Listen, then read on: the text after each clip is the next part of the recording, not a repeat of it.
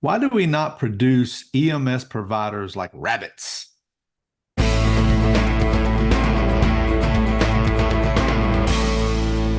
Welcome to another episode of the EMS Wizard podcast. I am Mark Casey. I have John, Terrence, and Walter with us on this episode. We are looking through the lens of the Wizards to bring you insight and education on EMS leadership and management. So we have the ultimate question about why we can't produce the providers that we need within our agencies, similar to rabbits. Yeah, rabbits. Like Like, rabbits is make that lots of insinuating how babies. fast that should go?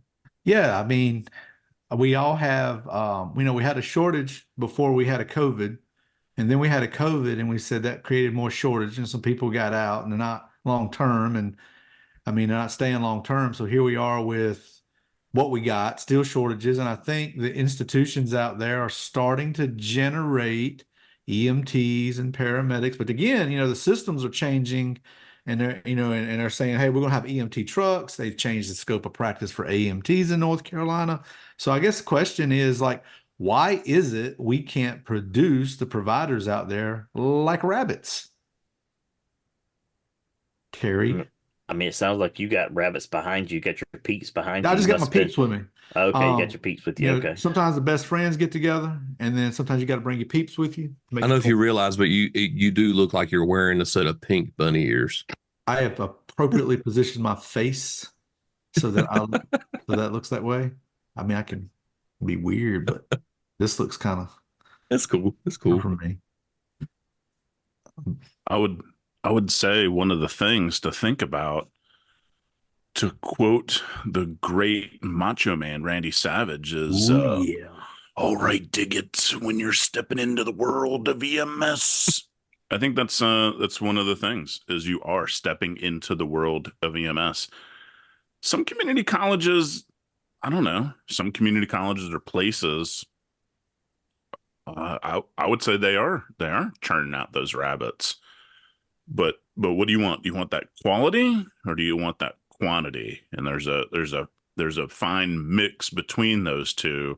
And John, I know that it might be a topic you're not familiar with, but there's a gap between what's considered entry level and then what that program. Hireable, I believe is what we call it. I've heard it Yeah, called. yeah, hireable and when the program finishes.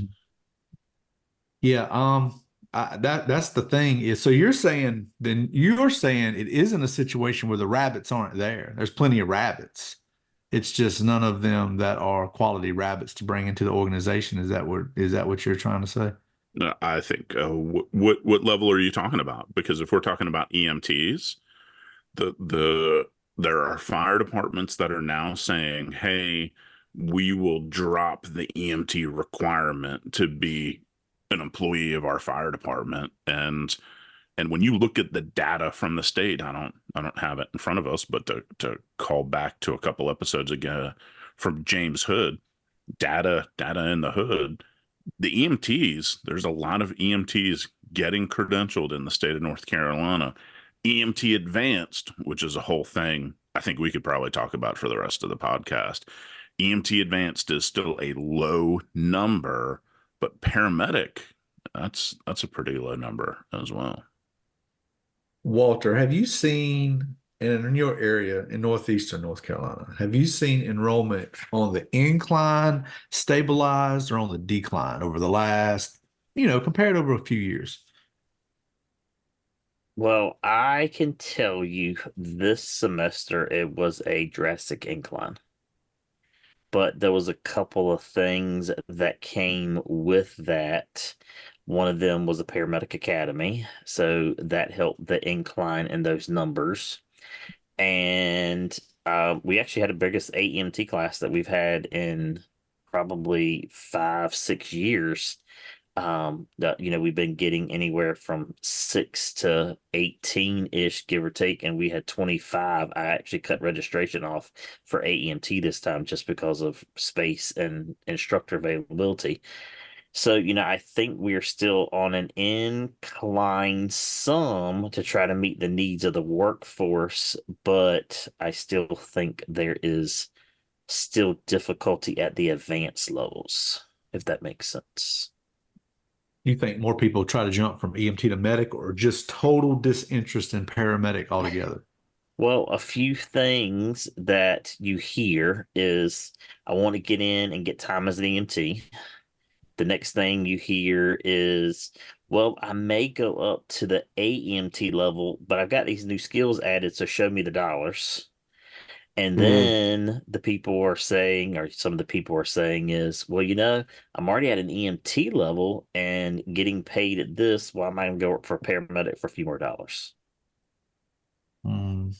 Well, how about in southeastern North Carolina, Mark?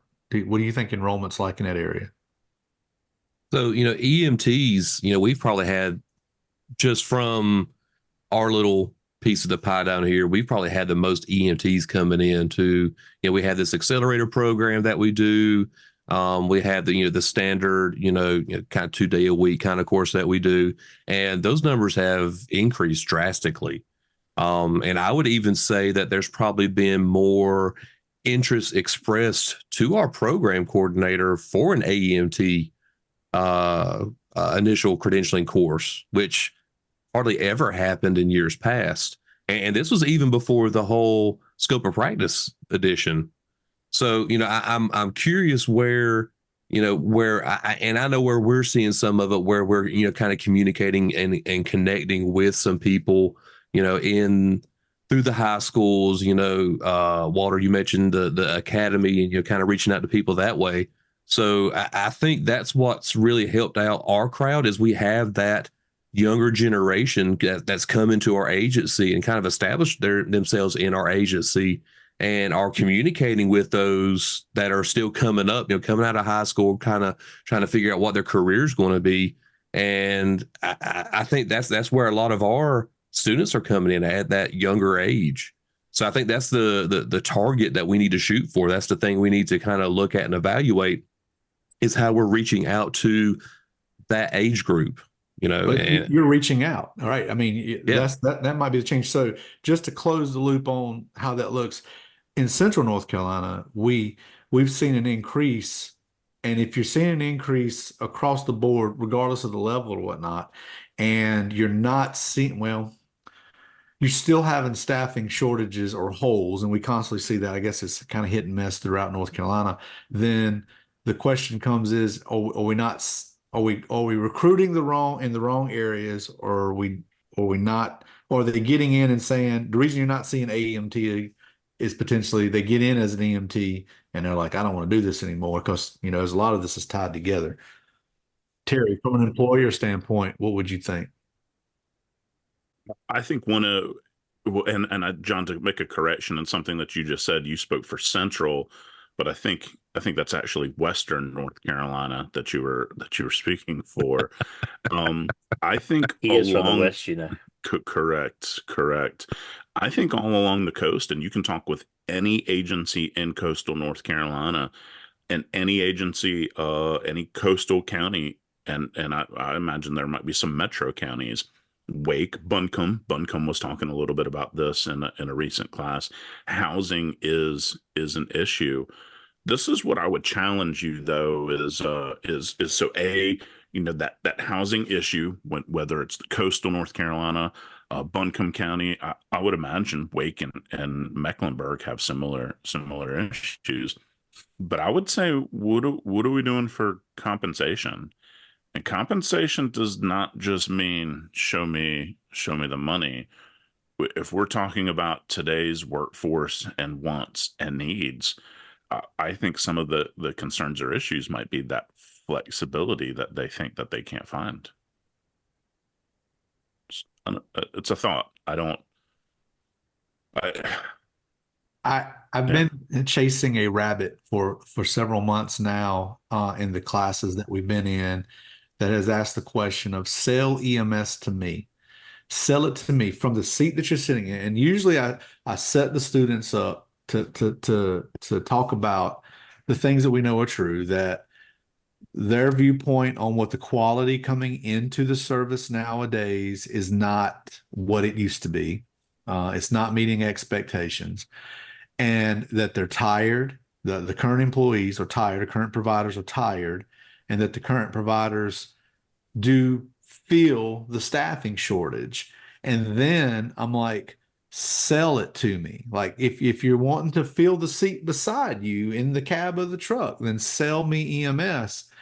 And I get crickets. It's like I don't know. I mean, we earn money sleeping. I mean, there's some things that you can't sell anymore. You can't sell lights and siren. You can't sell blood and gore. You can't sell being in the know. And you certainly in today's EMS are not selling what your skill set is, because the way the systems are set up now is I don't know that you're running out there. Your high acuity for several different reasons isn't what it was a decade ago or more. And so there's a little bit of that.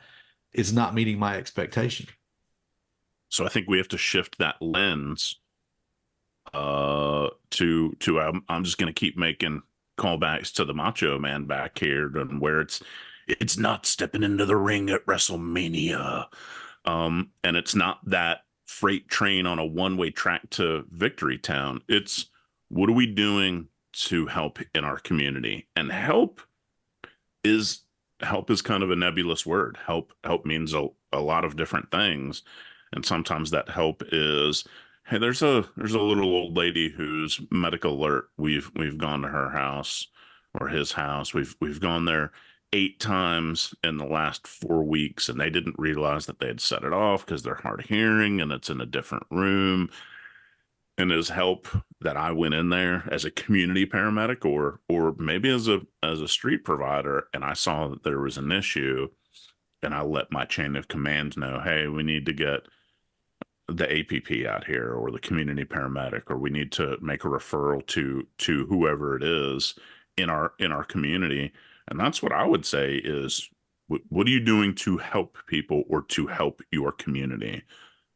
I think that's what we do every day, but you're 100% right. It's not that blood and guts. It's not that adrenaline rush of driving the ambulance 5,000 miles to the scene, but it's that rush of in a world where we read about court cases and TikTok of this or that, people are out there helping people. And do you want to be part of the solution, or do you want to be part of the problem?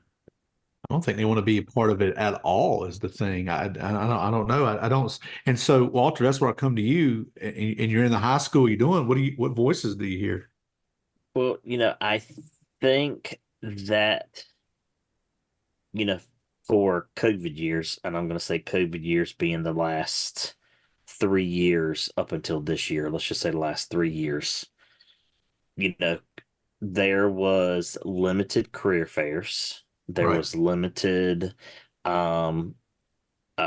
people going into the schools. There was a lack of, I don't care if you think this way or not, but there was limited truck days in the elementary school where EMS brought an ambulance, fire trucks came, police cars came. So, the kids did not see that, so they didn't know where they wanted to go. And, some studies are showing that, trying to catch a high school senior or high school junior and point them in a career path doesn't work, that they are figuring out some of their career path even in middle school or freshman of where they want to go. And I think, we've missed those times of years. So we missed 3 years, almost the whole high school we missed of kids. And, I think. Yes, But you've put your finger up. yeah, I did, because to interrupt you, while we might be missing that, hearing you say that just gave me the thought of when all 4 of us told our story of how we got into this. None of the 4 of us said, hey, I'm gonna be a paramedic. Hey, I'm gonna get 25 1-year pins. All of us said, hey, I'm gonna go do this in life. And then, I don't know, this job just seemed to be, in what was a stepping stone, just seemed to be really cool. And so hey, I'm gonna hang out here because this is really cool. But I don't know that kids nowadays even realize that, if that makes sense. And do. this is what I will say, and I've said this before, one of the things that our president talks about from the college is, there is this generation gap of males coming out of high school at 18 that have never worked, have never got out in a job, have never left home, still at home with mom and dad, and never worked at all. How does that how do we get that person involved, and how do we get them active, because they may be a good EMT or firefighter, or a paramedic, whatever, EMT, but if they are at home, and I can only assume playing video games at home, there is no ambulance on a video game, there's really no EMS on a video game. How do you get those people involved? Where I think we had other, we saw ambulances, we saw fire trucks, our family participated. I think everybody up here. John, did your family EMS, the public safety at all? They did, but not They, when I was growing up or anything. They so, were younger. me, Mark, and Terry, I know we said that from our backgrounds that we had those. So, I don't know, and even some of, some EMTs and stuff I heard are like, try to get my kid involved. They're not interested. So, I don't know how to shift that interest. And I was going to say one more thing too, and it just went out of my brain. I'll think about it in a few minutes, but oh, I know what it was. So, look at the BLET program it did, Terry. It just went out of my brain and came back. What So happens when you I get taught old? I taught some like you shut are, up, shut up, shut up, shut up. 49 years So I old. taught some BLET Not, first responder not 49. recently, and I was shocked that there was my age and your age there, John. So What going about my age? into you're the Was same my age age as I there? am. So But not so I baby was Mark is the point shocked. here. Yeah. So I was Not I. shocked at the 47, 48, I'm 49, not that old. 50 I'm year not that olds old. I'm that not were that just old. going into BLET. And I'm Not like, that old. I, at my age, would not want to go back through BLET.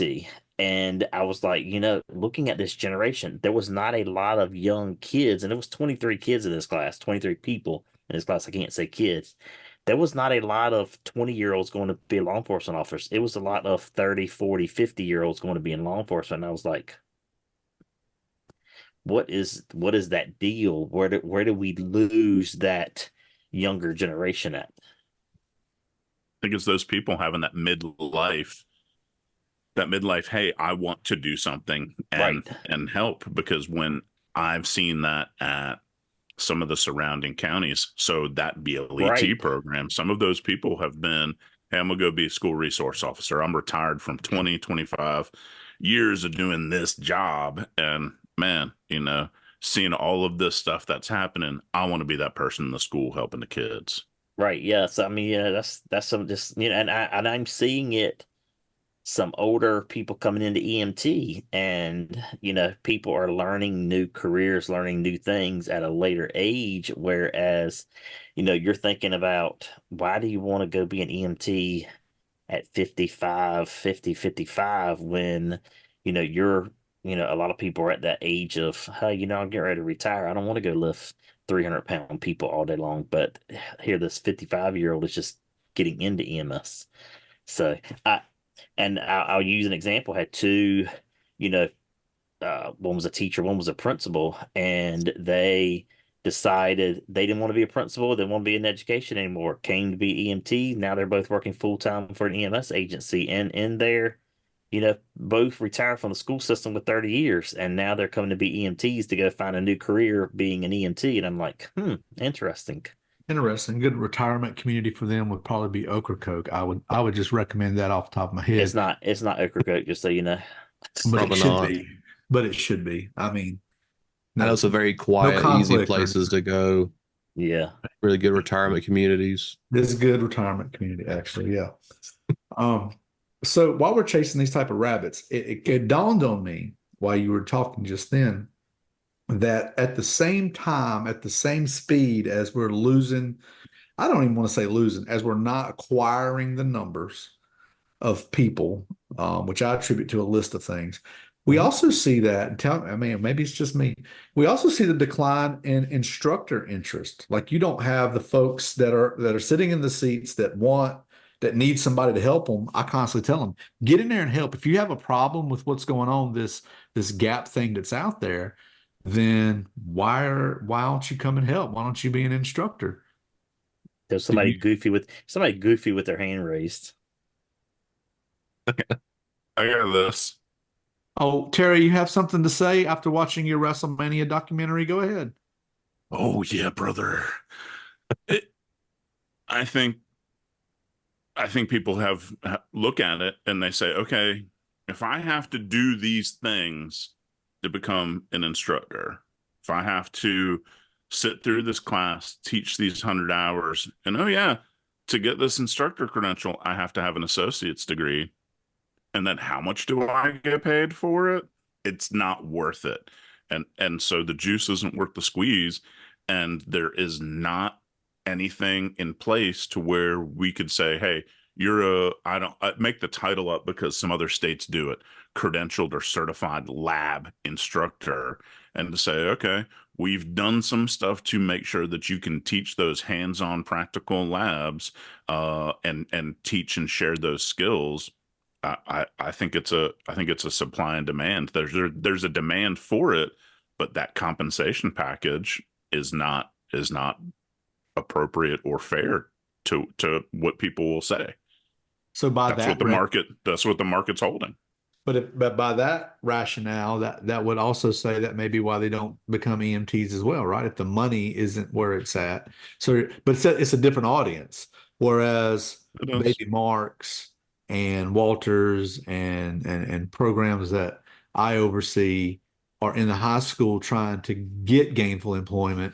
This is your workforce. This is the workforce. And you're saying, why are you not in the classroom helping this from that aspect? Shouldn't these be the dedicated ones to now you're talking about with the degree and stuff, that's leveled instructor. That's a little different than getting in the room and being a lab instructor. You ain't got to have nothing but a credential for that one. So, I'm not talking about bringing the folks on and having the credential in North Carolina. I'm talking about just give us a hand, just simply be in a classroom and help with labs or something makes a big difference. I don't think every educational institution teaching it, whatever they are today, whatever the verbiage is, I don't think every educational or teaching institution is doing that same model and where, hey, I don't need you for this. And then I would go back to, I'm talking money specifically with this, but I think if you take a broader and I don't know, if I'm that lab instructor, what if my compensation package is you're going to pay for one of my classes each semester at that college, and then in 2 years I have my associate's degree paid for. Not only did I get cash for teaching a couple times, but hey, I also got my associate's degree in the process. That sounds like compensation package.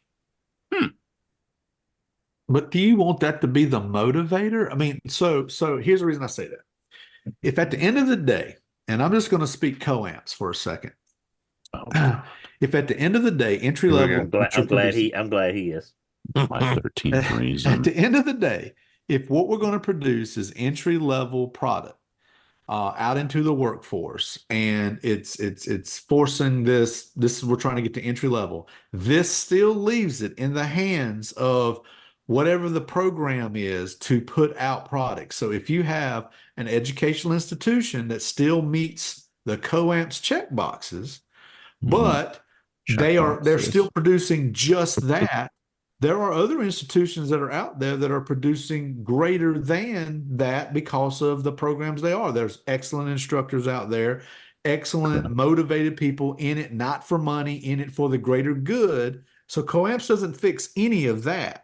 So No, does how not. do you inspire the people that work for your agency to get in the classroom to do that? Not out of compensation packages, but out of the goodness of the full order of things, so that the rescue squads used to do for us. People did it out of the goodness of our heart. Where's the drive? Who's the one saying, hey, That's what you need in the classroom. I don't want you here to make 25, 30, $40 an hour. I want you in here so that you can pass on the legacy to someone. Every one of you do stuff. We created the officer program not out of compensation, out of legacy and the greater good for everything. And everybody that comes into the program that takes the class, 80% of those dudes are there because they're not forced to be. The guys and gals that help us teach the program ain't because they're trying to make their name. It's because they're trying to pass on legacy.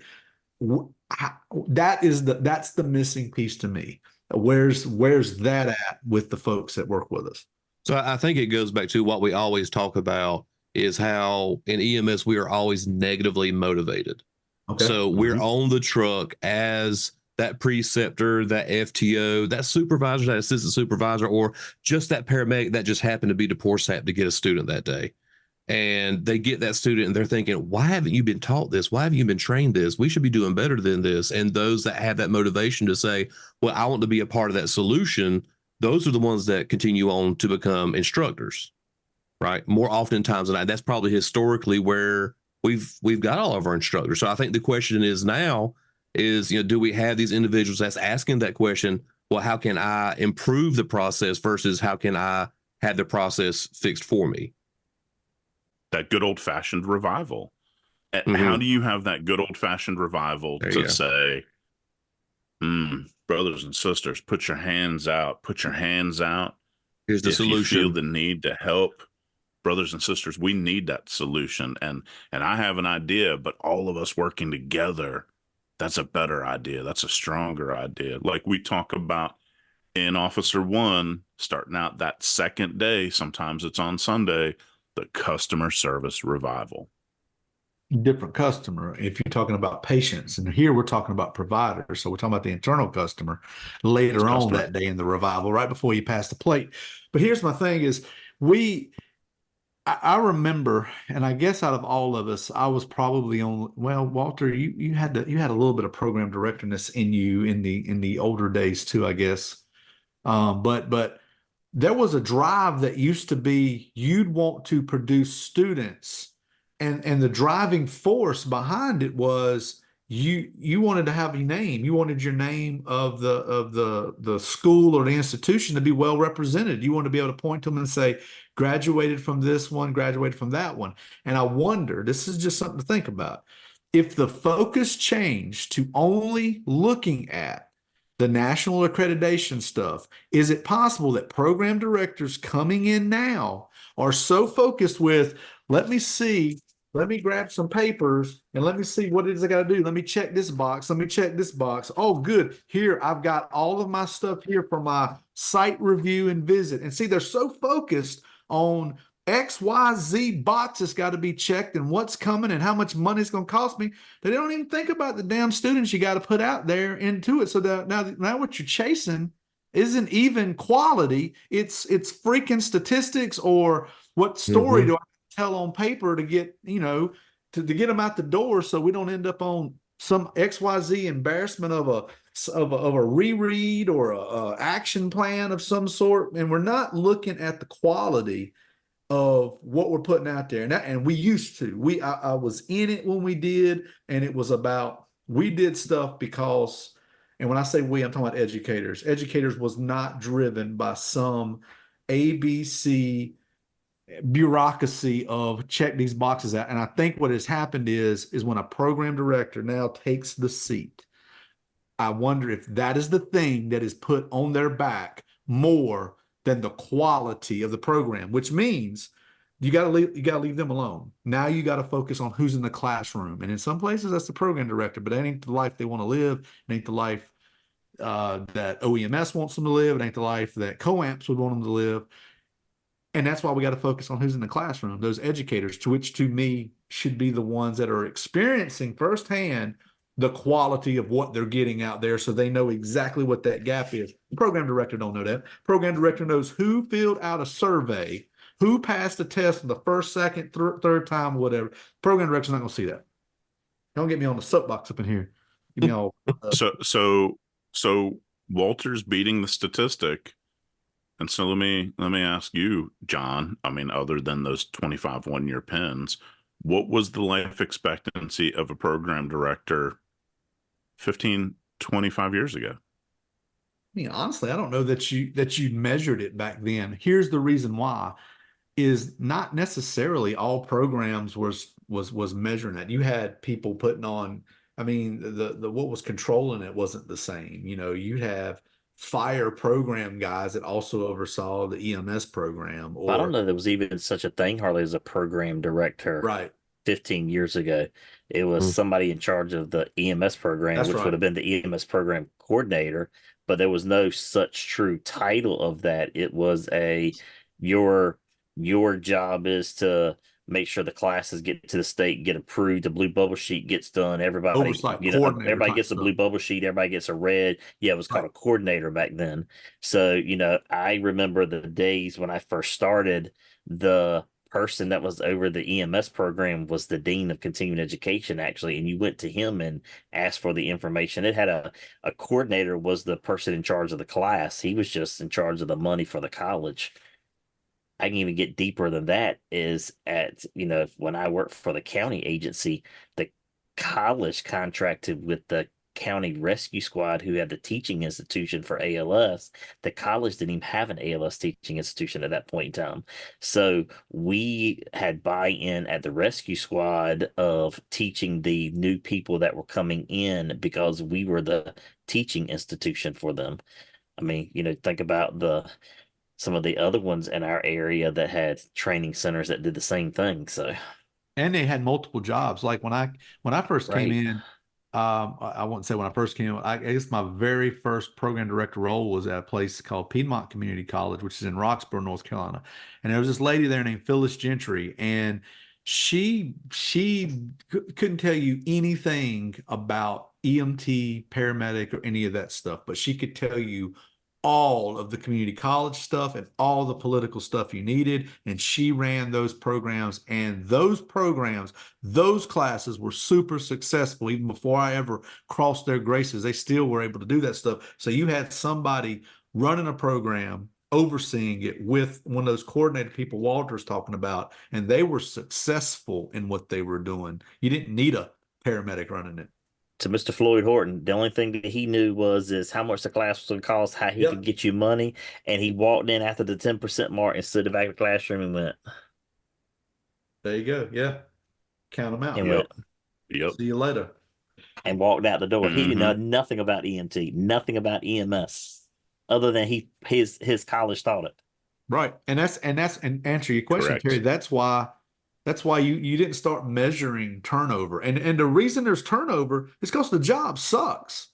The job, no one's growing up saying, man, let me run around in my backyard playing Batman. Oh no, I'm gonna shift. I'm taking my Batman mask off. I'm gonna play program director at a community college over an EMS program. No kids doing that. And if you're listening and your kid's doing that, you got to get them some help. Okay. You're going to have to call employee assistance or something and find some help for that child. Maybe they're running around that backyard ready to drop the big elbow on despair. Bam! And hoist hope up on your shoulders. The thing is I am through chasing rabbits with y'all in this episode. I'm going to hang out with my peeps. We took 2 weeks off of spring break. Hope everybody enjoyed it. Me and Terry did. Me and Terry got to play some volleyball on the beach together down in Miami. How did I miss that? Keith. Because we're only guests. Because yeah, we're we only weren't- guests. The guests were not invited. The guests were not invited. Correct.